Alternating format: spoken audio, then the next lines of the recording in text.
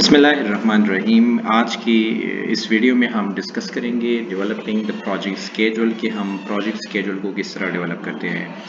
जब हम project schedule की बात करते हैं तो प्रोजेक्ट स्केड्यूल में बेसिकली हमारे पास जितनी भी एक्टिविटीज़ एक प्रोजेक्ट के अंदर हो रहे होते हैं उसमें हम उनकी एक्टिविटीज़ की ड्यूरेशंस और कितना टाइम लगता है उसको स्टार्ट का डेट, फिर एंड डेट और फिर उसका ड्यूरेशन कितना लगता है हर एक एक्टिविटी का। तो एक प्रोजेक्ट स्केड्यूल के अंदर हम उन सारे एक्टिविटीज़ को की ड्यूरेशंस को क्या कर रहे होते हैं, एक तरह से पहले डिटरमिन करते हैं। उसके बाद उस स्केड्यूल के अंदर हम वो ड्यूरेशन एक डॉक्यूमेंट की शेप में लेके आ जाते हैं। ठीक है। सो जब हम एक प्रोजेक्ट स्केड्यूल बनाते हैं और उसके ऊपर हम टाइम स्पेंड करते हैं तो उसका फ़ायदा ये होता है कि लेटर ऑन आप जब कंट्रोल और मॉनिटरिंग कर रहे होते हैं तो उससे यहाँ पे आपने जो प्रोजेक्ट स्केड्यूल बनाया होता है, ठीक है, वो आपको हेल्प करता है कि कौन सी एक्टिविटीज़, यानी हम यहाँ पे एक्टिविटीज़ की ड्यूरेशंस के बारे में हम डिटेल यहाँ पे मौजूद होता है।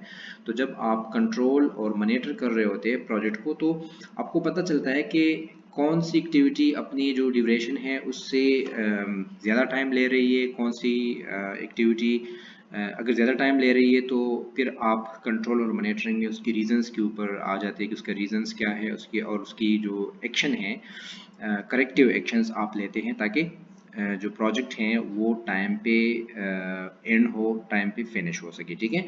तो प्रोजेक्ट मैनेजमेंट स्केड्यूल इस लिहाज से बहुत इम्पॉर्टेंट है।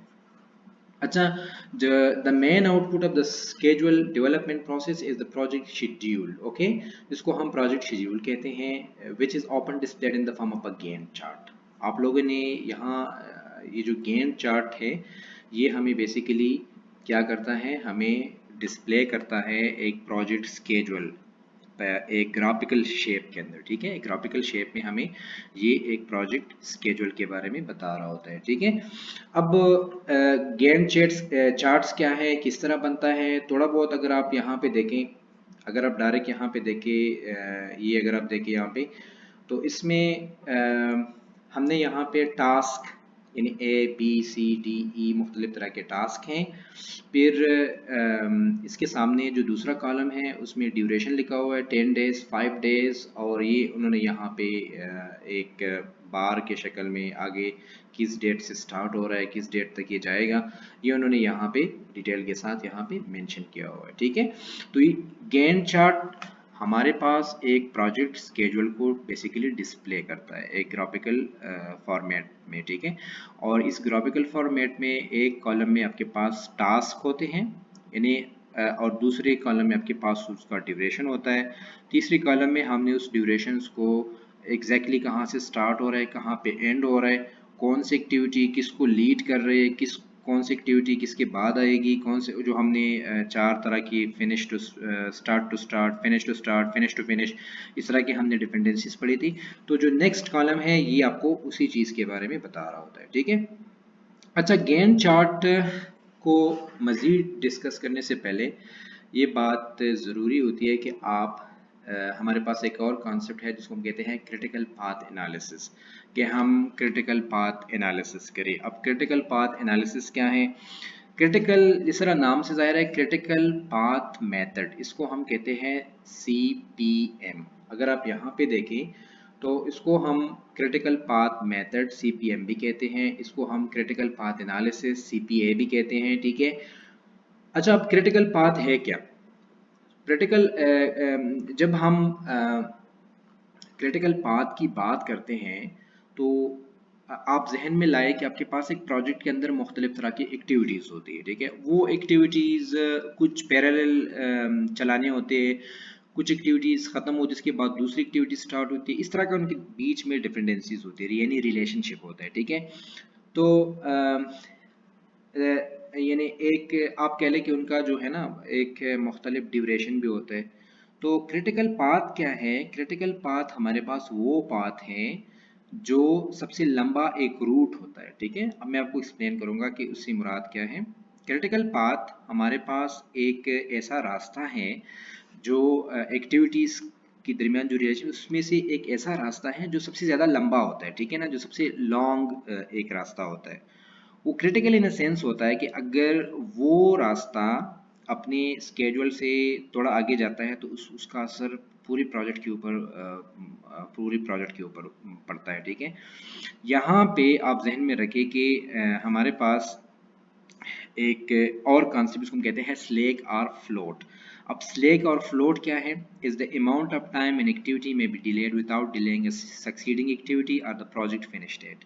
हमारे पास स्लेक और फ्लोट वो टाइम है कि अगर एक एक्टिविटी अपनी ड्यूरेशन से थोड़े अरसे के लिए आगे हो जाए, ठीक है, तो उसकी वजह से जो नेक्स्ट एक्टिविटी है उसको स्टार्ट करने में कोई मसला नहीं होगा और पूरा का पूरा प्रोजेक्ट अपने डेट पे ख़त्म होगा, तो उस टाइम को हम कहते हैं स्लेक या फ्लोट अमाउंट, उसको हम कहते हैं, ठीक है। अच्छा, मज़ीद थ्योरी में जाने से पहले हम इसको किस तरह डिस्कस कर सकते हैं डायरेक्ट में। ये जो डायग्राम है हम इस पे आते हैं, यहाँ से हम उसको इजीली एक्सप्लेन कर सकते हैं क्रिटिकल पाथ होता क्या है, ठीक है। अब अगर आप इस डायग्राम को देखें तो इस डायग्राम में आपके पास एक्टिविटी ए है जो कि जब फिनिश होगी तो एक्टिविटी डी स्टार्ट होगी, एक्टिविटी डी स्टार्ट फिनिश होगी तो एक्टिविटी एफ स्टार्ट होगी, और एक्टिविटी एफ फिनिश होगी तो एक्टिविटी एच स्टार्ट होगी, जो कि एंड में जाके क्या होगा, प्रोजेक्ट फिनिश हो जाएगा। इस तरह ये दूसरा रूट आप देखें कि आपके पास एक्टिविटी ए एक्टिविटी बी जब एक्टिविटी बी स्टार्ट होती है, जब फिनिश होती है तो एक्टिविटी इसके बाद एक्टिविटी ई स्टार्ट होती है। एक्टिविटी ई जब फिनिश होती है तो फिर इसके बाद एक्टिविटी जी स्टार्ट होती है, और जी स्टार्ट होने के बाद एक्टिविटी आई स्टार्ट होती है, जिसके बाद प्रोजेक्ट यहाँ पे एंड हो जाता है। अभी हमारे पास मुख्तलिफ तरह के फाथ्स है, इसको हम मुख्तलिफ तरह के रोड्स आप कह लें, ठीक है। अब अगर आप यहाँ पे देखें कि अगर आप इसका ड्यूरेशन देखें, हमने वो यहाँ पे क्या उठाया हुआ है, जो हमारे पास नेटवर्क डायग्राम था, सिंपल एक्टिविटी ऑन एरो, जिसको हमने बहुत सिंपल शुरू में डिस्कस किया था। आप अगर यहाँ पे देखिए पाथ वन हमारे पास क्या है, path one A minus D minus F minus H. अब यहाँ पे क्या है, यहाँ पे है हमारे पास, यहाँ पे है हमारे पास यहाँ पे मुख्तलिफ तरह की एक्टिविटीज़ हमने यहाँ पे मेंशंस की हैं। इन एक्टिविटीज़ में A minus D minus F minus H है, ठीक है। तो ऊपर उन्होंने एक्टिविटीज़ लिखी हुई, इसका लेंथ क्या है कि अगर आप इनको ऐड करेंगे तो 27 दिन यहाँ पे आते हैं। इसके अलावा अगर आप दूसरा पाथ देखें, path two A minus D minus C minus G, ठीक है ना, माइनस जी माइनस आई, तो इसका आपके पास क्या है, इसका टोटल आपके पास 23 पिन्स आपके पास आ जाते हैं, ठीक है। इसके बाद आपके पास मुख्तलिफ तरह के उन्होंने यहाँ पे पाथ्स मेंशन किए हुए हैं, और उसका ड्यूरेशन उन्होंने एक सम अप करके उसका टोटल ड्यूरेशन निकाला हुआ है, ठीक है। अब यहाँ पे अगर आप देखिए सबसे ज़्यादा जो लंबा रूट है जिसका ड्यूरेशन है वो हमारे पास क्या है, पाथ 3, यानी ए माइनस सी माइनस, ये माइनस नहीं है, A dash C dash E dash F dash H, यहाँ पे देखिए, ठीक है ना। तो ये हमारे पास 37 आता है। अब इसको हम कहते हैं क्रिटिकल पाथ, कि अगर यहाँ की जो एक्टिविटी अगर डिले होती है तो होगा क्या कि पूरा का पूरा प्रोजेक्ट डिले होगा, तो हम इसको कहते हैं कि ये क्रिटिकल इन दैट सेंस कि ये काफ़ी इम्पोर्टेंस रखती हैं कि इसके ऊपर आपने बहुत ज़्यादा फोकस करना होता है एक प्रोजेक्ट मैनेजर को, ठीक है। तो ये हमारे पास क्रिटिकल पाथ एनालिसिस हो गया। यहाँ से बहुत ज़्यादा क्लियर हो जाता है कि आप पहले एक डायग्राम लेंगे, इसके ऊपर उनकी एक्टिविटीज़ शो करेंगे, उसका ड्यूरेशन शो करेंगे, फिर उसके मुख्तलिफ पाथ्स निकलेंगे, और उसमें से जो सबसे लंबा रूट है उसको हम कहते हैं क्रिटिकल पाथ, ठीक है। अगर क्रिटिकल पाथ ये डिले होता है तो इसका बहुत ज़्यादा असर पड़ेगा पूरी प्रोजेक्ट की डिले होने में, जो कि हमारे पास क्या होगा, उसकी बैड इफेक्ट्स होंगे।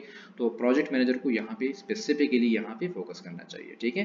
अच्छा, अब हम यहाँ पे अगर आप यहाँ पे देखें कि प्रोजेक्ट स्केड्यूल बनता किस तरह है, प्रोजेक्ट स्केड्यूल में अगर आप देखें कि प्रोजेक्ट स्केड्यूल, यहाँ मैं आता हूँ डायरेक्ट इसके ऊपर, यहाँ से देखें कि अगर आप प्रोजेक्ट्स सैम्पल प्रोजेक्ट स्केड्यूल के ऊपर हम आएंगे तो सैम्पल प्रोजेक्ट स्केड्यूल कैसे बनता है। यहाँ पे आप देखें कि हमारे पास ये मुख्तलिफ तरह के टास्क हैं, मुख्तलिफ तरह के टास्क प्लानिंग में क्या है, इनिशिएटिंग में क्या है, वगैरह वगैरह सुनो टास्क लिखे हुए। इसके बाद नेक्स्ट कॉलम में इसकी ड्यूरेशंस के बारे में उन्होंने बात की है, फिर नेक्स्ट कॉलम में उसका स्टार्ट डेट है, फिर नेक्स्ट कॉलम में उसका फिनिश डेट है, फिर उन्होंने मज़ीद यहाँ पे मेंशन किया हुआ है कि प्रीडेसेसर है कि इससे पहले कौन सी एक्टिविटी होगी और इसके बाद कौन सी एक्टिविटी होगी, ये कॉलम है। इसके बाद जो गेन चार्ट्स का उन्होंने वो बार शो किए वो उन्होंने यहाँ पे क्या किए, यूँ यहाँ पे दिए हुए, ठीक है।